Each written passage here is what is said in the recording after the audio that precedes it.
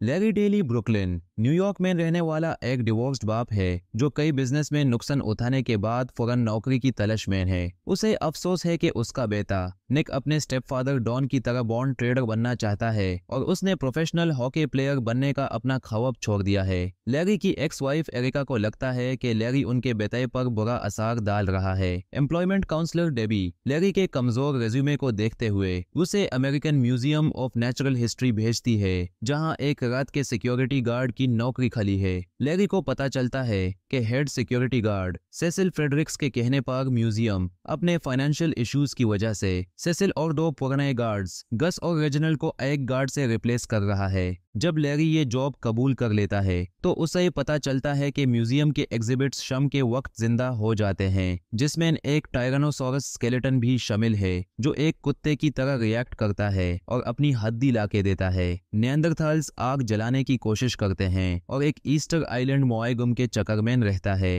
हंस और उनके लीडर अतिला से भागते हुए लैरी की मुलाकात डेक्स्टर नाम के मिस्चीवस कैपुचिन मंकी से होती है, जो उसके कीज और इंस्ट्रक्शन मैनुअल को छीन लेता है और फाड़ डालता है। जब डेक्स्टर उसे काट लेता है और उस पर यूरिन कर देता है तो लैरी फाइनली तंग आके वापस न आने का फैसला करता है। एंशिएंट रोमन और वाइल्ड वेस्ट डियोरामास के दरमियान झगड़े को रोकने की कोशिश में लैरी को थियोडोर रूजवेल्ट से मालूम होता है कि 1952 में जब से Egyptian artifact golden tablet of pharaoh अकमेंडरा म्यूजियम में आई है, सारे एग्जिबिट्स हर रात जिंदा हो जाते हैं। रूजवेल्ट ये भी बताता है कि अगर सुबह तक कोई भी एग्जिबिट म्यूजियम के बाहर रहे तो वो धूल में तब्दील हो जाएगा, और लैरी को मदद का वादा करता है। अपने बेटे निक से म्यूजियम के टूर का वादा करके लैरी ने डिसाइड किया कि वो नाइट गार्ड की जॉब रखेगा, लेकिन डॉक्टर मकफी म्यूजियम डायरेक्टर को ये समझाने में मुश्किल होती है कि कुछ मिनिएचर फिगरीन्स गलत जगह कैसे पहुंच गई हैं। सेसिल के मशवरे पर लैरी हिस्ट्री का मुताला करता है।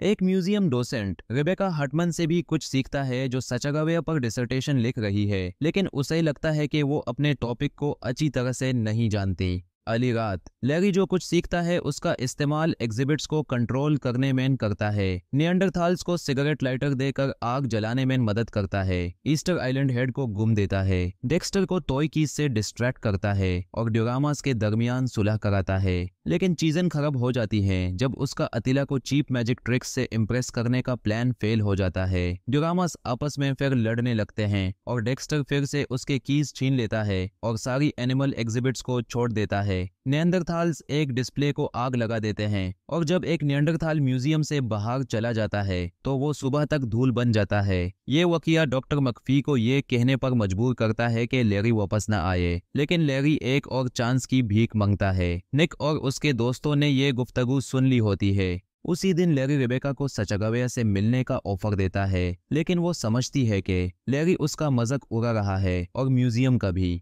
लैरी अपने बेटे निक को म्यूजियम लेकर आता है, लेकिन कोई भी एग्जिबिट जिंदा नहीं होता। दोनों को पता चलता है कि सेसिल गस और रेजिनल टैबलेट और दूसरी कीमती चीजें चुरा रहे हैं। गार्ड्स आर्टिफैक्ट से मिलने वाले ताकत और एनर्जी को रखने और अपने रिटायरमेंट फंड के लिए ये सब कर रहे हैं, और वो लैरी को इन चोरी में फंसाने का प्लान करते हैं। निक टैबलेट को फिर एक्टिवेट करता है, लेकिन सेसिल उन दोनों को इजिप्शियन रूम में बैंड कर देता है और टैबलेट लेकर भाग जाता है।